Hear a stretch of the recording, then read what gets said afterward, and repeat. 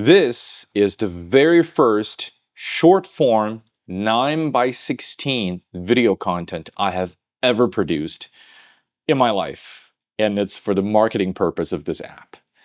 Hello, you're watching the development vlog for Shokken, a restaurant waitlist management tool that is currently finally available on Google Play Store and iOS App Store. This is Bill from Shokken, and this is week 77 of development. The current status, as I just mentioned, iOS App Store has finally approved the distribution of this app, and I think it happened last week, 2 weeks ago.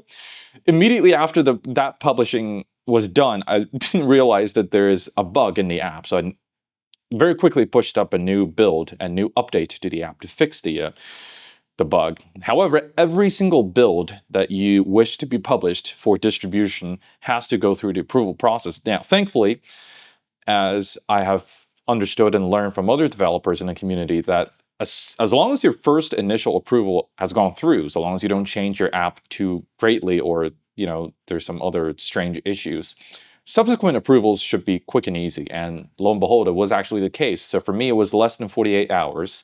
Somebody reviewed it, going from in review to approved for distribution. It took no more than an hour or two. So we're good to go. Right now, you can go to Google Play Store and iOS App Store. Either way, if you have an Android or iOS device, search for Shokken, Shokken. My app will show up and you can download and use it.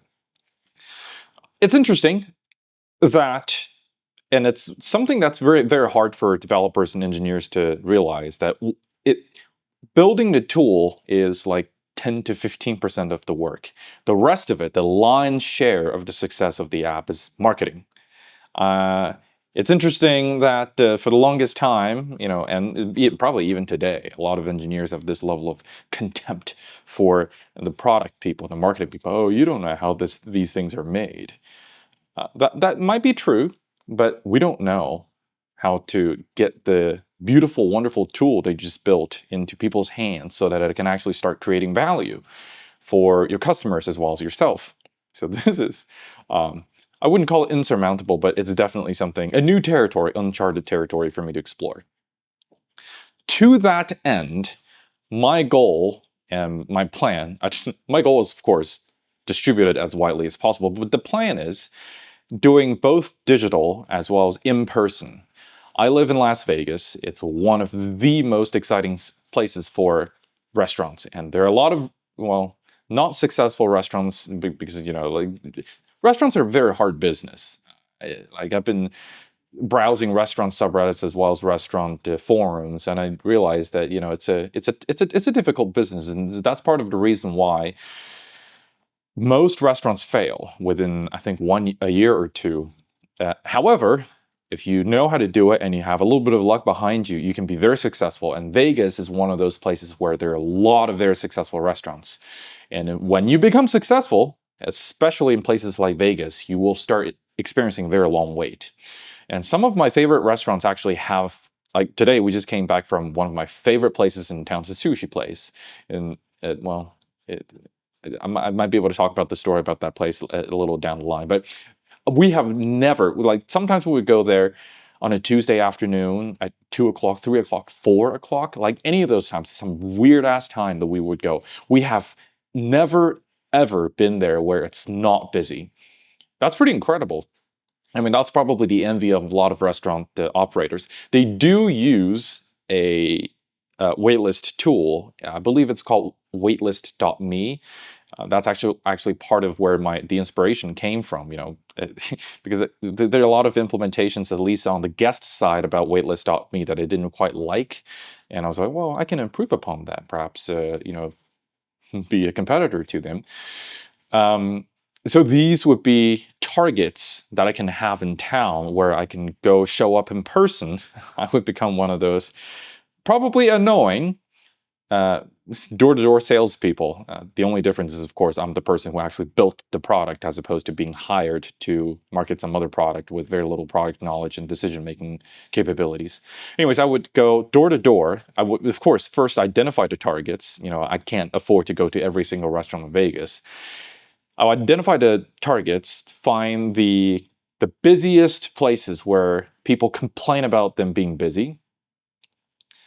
That's clearly their pain point. And then show up in person and do my pitch with them. At this point, my pitch deck is not yet done. I still need to come up with sort of the language, spiels that I can talk about, demo, set up the demo exactly the way that I want to be shown, because I don't want to show up and be like fumble through my app and trying to figure out a way to make it work. And all these things would have to be in place before I show up in person. However, one artifact that I've already produced is this very wonderful looking, or at least I think, look at that. Look at this quality. Wow. Wow. So this is a double-sided flyer that I've made, and it's printed on very nice paper. As you can see, there's a little bit of sheen on it. It feels high quality. It is high quality because it cost me an arm and leg just to make this.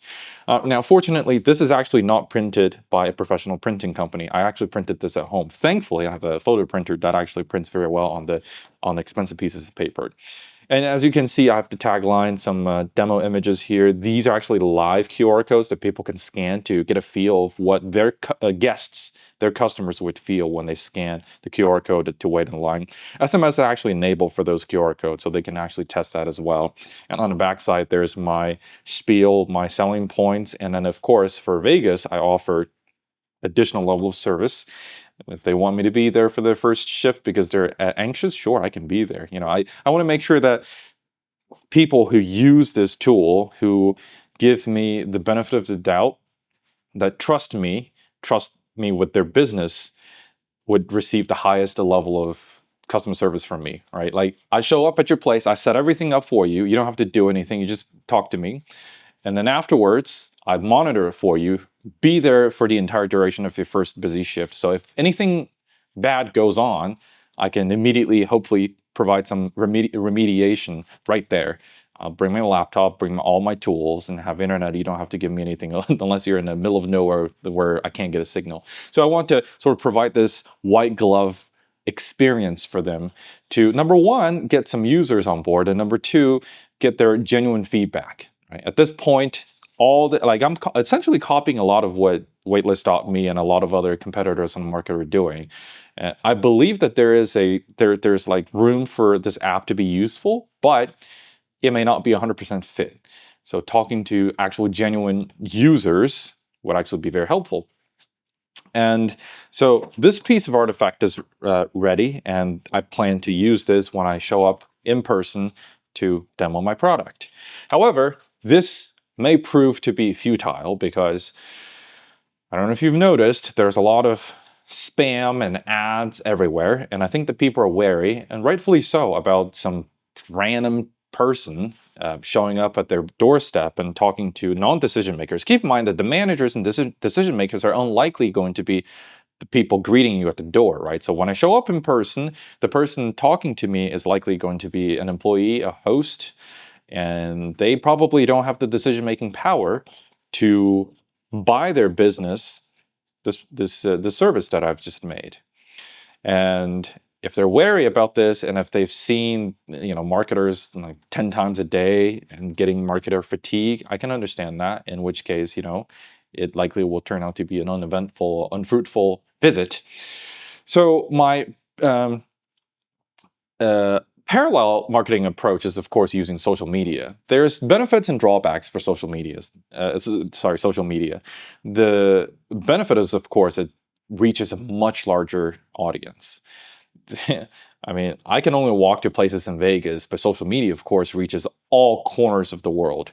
Now, that doesn't really help me because this app at this point is scoped only to North America, specifically the US, because text messaging spam from a lot of countries is actually a big issue. And if I actually expose this app, if I enable this app's capability to text and receive texts from many parts of the world, that exposes me to unprecedented level of risk. So I'm not doing rest of the world. And plus, compliance is another issue. Now, obviously, this is not the theme of this particular discussion today, but compliance is another issue. That's something that I didn't realize.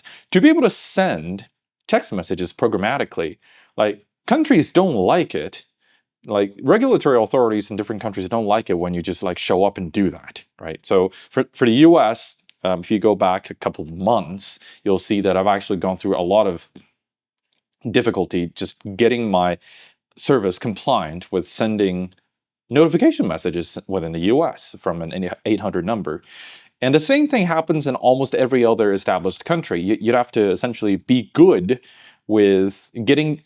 Oh, you got a license for that?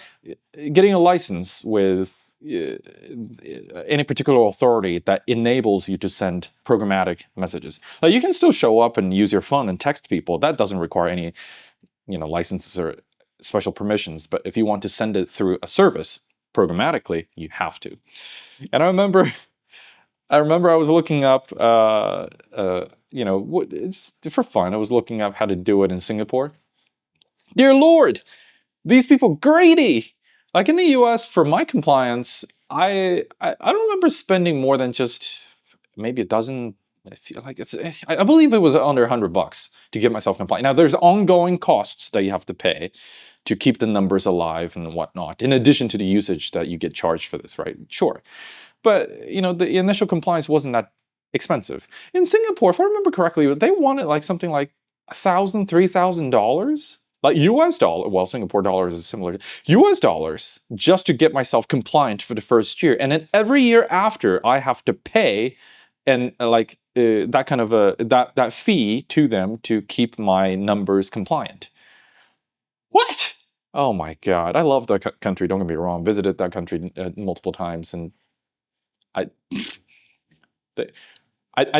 certainly don't like this. In any case, so social media can reach a wide audience, but I really only need to reach people in North America. The downside of social media, of course, is that you get drowned out. I mean, there's so much content. I remember 10, 20 years ago, there was some statistic, well, some number that YouTube released for like every second, multiple days worth of footage is being uploaded to YouTube. And now I'm pretty sure it's not that number anymore. It's probably like multiple weeks, if not months of footage just onto that platform alone. So for my social media to reach a large audience, that's without a lot of capital that I can use to deploy ads and keyword searches, that would be a wet dream. That would be no different than winning a slot machine situation on a strip. So this is supplementary in my mind, but you sort of have to do it for two reasons. Number one, when you do show up in person and they're like, oh wow, this service, I do want it, can you? And then after you leave, they scan you and see that, oh whoa, you have no social media presence. What kind of legitimate company doesn't have that? And then, so if you want credibility, right, you gotta have a social media presence, even just a little bit. It needs to be professional though. Like it can't be some kind of a drive-by situation. That's why I'm paying a lot of attention to sort of the text, the pictures, and all the assets that I put onto those surfaces to make sure that when people do search for me, I look legitimate and don't look like a drive-by company and service just trying to scam their money. So that's number one. The second benefit is, of course, that it can organically reach certain users that are searching for this particular service. I had a story, I think I shared that story a couple of months ago, where a church reached out to me because they wanted a service like this. And so there's demand for this very simple waitlist service, and people can't find them because if you go, and that's actually another benefit of not benefit, like what I believe is another advantage of this particular app that I've built, which is if you go to iOS App Store Marketplace and search for a waitlist app, you can only find two types of apps. Number one, the vast majority of the apps are sort of hobby apps, and people who sort of, it might have been a college project, it might have been, they're clearly not maintained. The logos, the assets, the descriptions, the screenshots, they look very amateurish, if they're provided at all. And then you see it, the what's new, and under that section you see last updated like 3 years ago, right? Obviously you can't use them.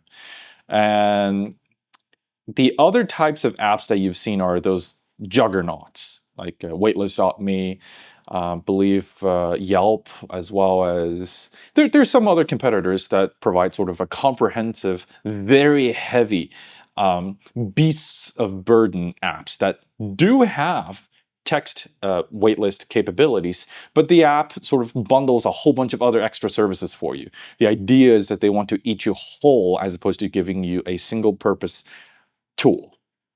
And those things, of course, like there's a lot of mental hurdle with using them, right? Oh, shoot, do I need to sign a contract with them?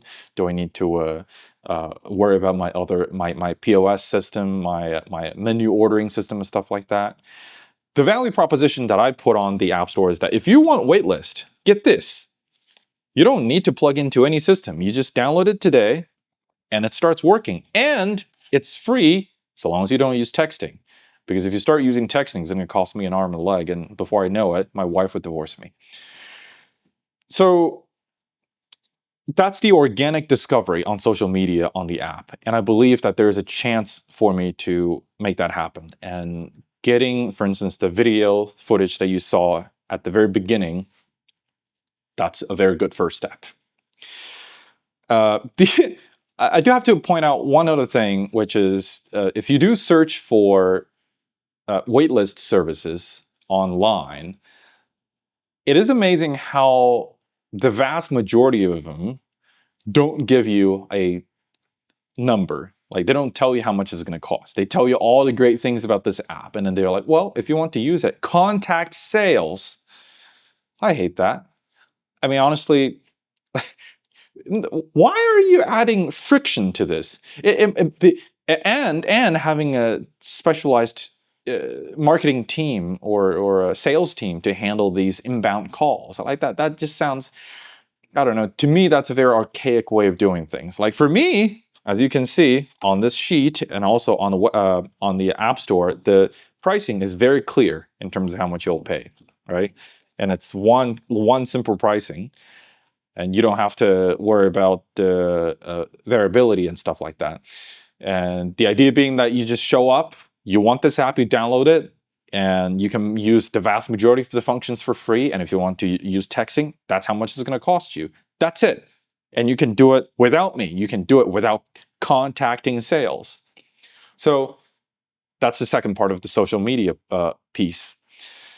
And with social media, on the however, it's actually a lot more difficult than I thought it was going to be, because you need to produce short form content like the one that it just showed you at the very beginning of this video. And that's not trivial. I don't have video making history, experience. I mean, I do. I mean, I'm using this, I'm talking to this camera right now in my empty house. That's the extent of my video editing and video design experience. And from the style of the videos, you can probably see that I don't really do much with them.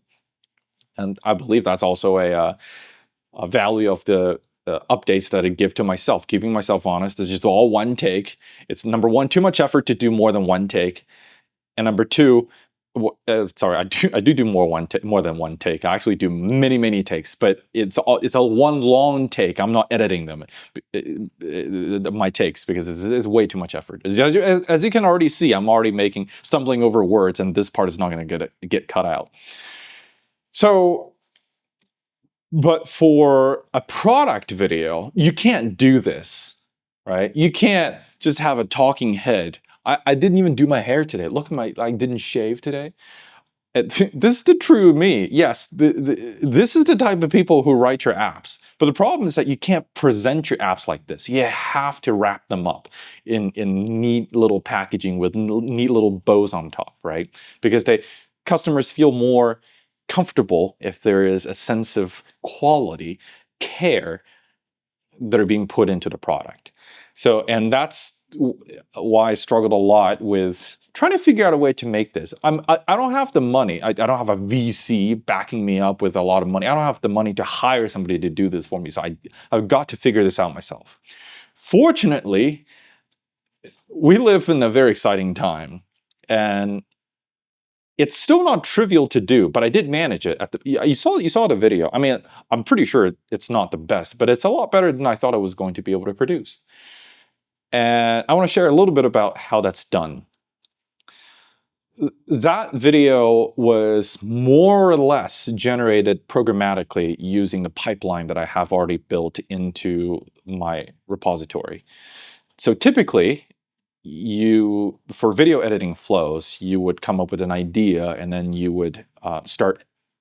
So the content that I produced is mostly generated content, right? It's not like a video that I'm producing right now where you talk to a camera, camera captures the footage, and then you edit down the footage. No. It's mostly like text, graphics, and stuff like that. You would use a specialized piece of software from the Adobe suite. You can't avoid that. Although I do believe that DaVinci Resolve now is adding more and more of those sort of motion effects type of stuff that you can learn, you can do within within DaVinci Resolve, and that seems to be a much better value proposition than Adobe. But that's neither here nor there. But this is motion FX stuff like that is incredibly, I wouldn't call it difficult, but complex. Right, like it's likely not going to be brain surgery or rocket science, but it requires you to sit down and be a student for a good amount of time to learn the basics to do it right. Number one, I don't have that time, and number two, it's not a good use of my time. After all, I'm the engineer. I got to make sure that the app runs. High quality app. Look at this high quality sheet of paper. So, what do? Of course, you can spend money to hire somebody to do that for you, but you can also generate it programmatically. And there's a tool that's built by, the tool is called Remotion. And it's it's not a new tool, but it started receiving a lot of attention recently due to the AI boom, because what Remotion does is Remotion generates videos for you. Now, it might sound fancy. It's really not, and it's also not AI related at all. Remotion generates videos for you deterministically from files that you create. So when you go to a website, you see all the fancy motion graphics and all of those things.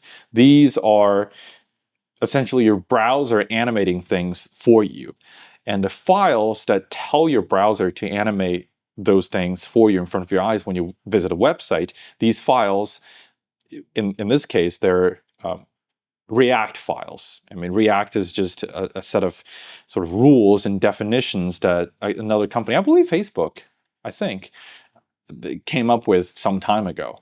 So React is a framework, and you write your motion or video in specs of React, and then send the file to your browser, and your browser then animates it, displays it for you as if it is a video in front of you, right? So Remotion thought to himself, hey, why don't we use that capability, harness that capability, and turn it into a video generation pipeline? So what this does is still React files. You're still writing almost exactly as if you were writing for a web page. But in the end, instead of being rendered by your browser, it gets rendered by the Remotion engine, and then the output, the final output, is not a web page that you can visit, but rather a video file that you can upload to places like YouTube and TikTok. So that's what Remotion does. And as you can see from this, there's no part of this has anything with anything to do with AI. However, you could use AI to enhance your experience in this. So for instance, I don't know React, right? So the app is written in Kotlin multi-platform using Kotlin, the language that succeeded Java. React is a very different language. Can I learn it? Yes. Would I learn it? No. What do? You get your agent to do it for you, right? So if you have something in mind and you want to animate it with React, you can just get your agent to do it.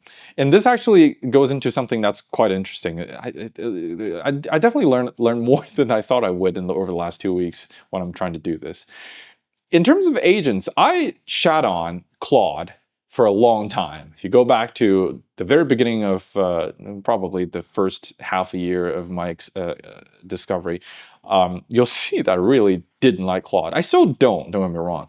However, I do have to give Claude one thing. If you want web front-end design closer to one-shot territory, right, instead of doing it iteratively with the agent, Claude does a much better job than Codex. I'm not even talking about the Fable. I don't know. That's an entirely different story. I'm talking about Opus. Claude still does a much better job. And they have an interesting tool that you can use. It's called Claude Design. It's just a web interface for you to physically see the changes that you want to see, the components in the videos that you want to do.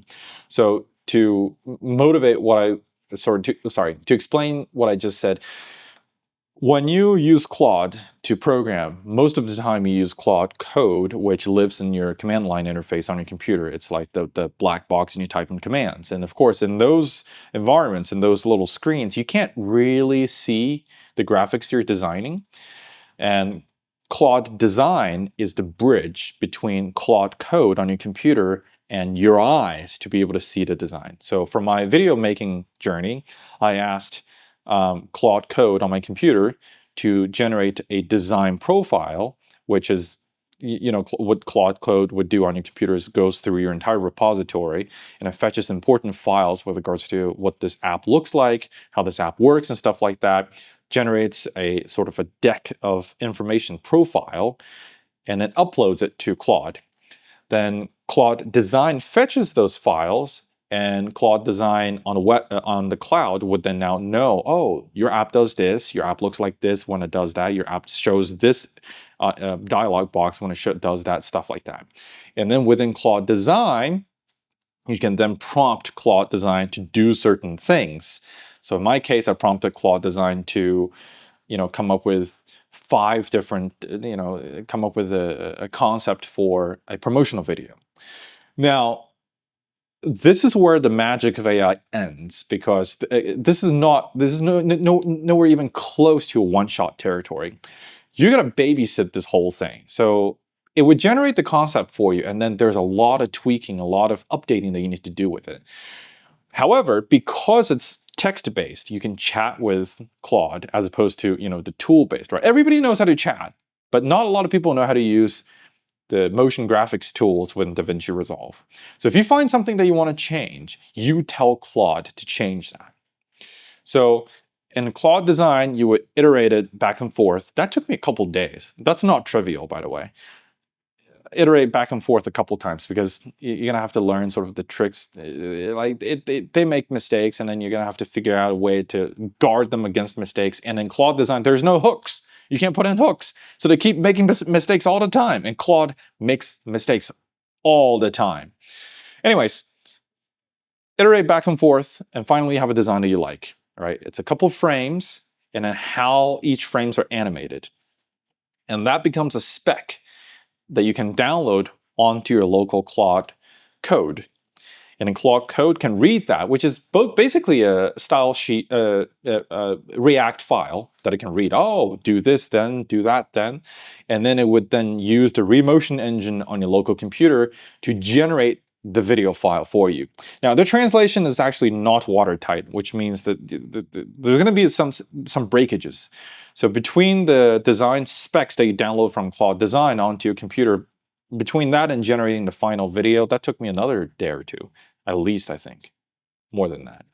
Because there's a lot of things that can break from going from the design specs to Remotion. But in any case, from 0 to a video made, I could manage that within a week. Can you imagine sitting down, learning how to make motion graphics within DaVinci Resolve and then producing something of this caliber within 1 week? Methinks not. The other piece is music. And one thing I didn't learn until the hard way is that I discovered that you can't just use any music. You can't just use royalty-free music. You have to use music specifically licensed for commercial use.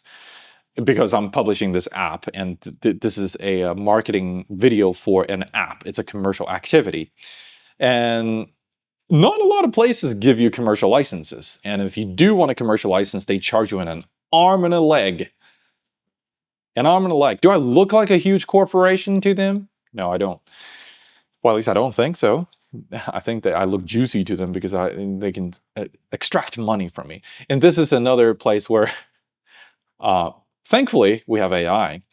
ElevenLabs, which is a very famous and popular audio generation service for text-to-speech, for music. And I just did that. I paid $6 for $6. Can you imagine paying anybody $6? And this platform generated, I think I asked it to generate 6 or 8 different variations for this particular video, and I picked the one that I liked the most, and then I tuned the timing. Again, iterated back and forth with the service to get the music to hit just right, and then asked Claude to stitch it in and make sure that the beats line up. $6! 8 different iterations in minutes. Powerful, powerful stuff. And I know that there's a lot of discontent with regards to this technology, but I think I don't mean for this to become editorial, but just from my personal experience, what these tools enabled me to do that I couldn't do before the existence of those tools, I'm thankful for them. Maybe this is short-sighted, maybe this is selfish, but that's my current experience. That's a lot. I noticed that I spoke to the camera for 30 minutes, but a lot of things happened in the last 2 weeks, and hopefully next week, well, the goal for next week is continuing with the marketing package update, coming up with my spiels and doing a smoke test pass with the app's demo process. And in the next week or two, I'm going to hit the road and start demoing. And if you want to try this app, find the link in the description, or scan this to try it out yourself, or scan this to go to the website to download directly. That's it for this week. I will see you next week.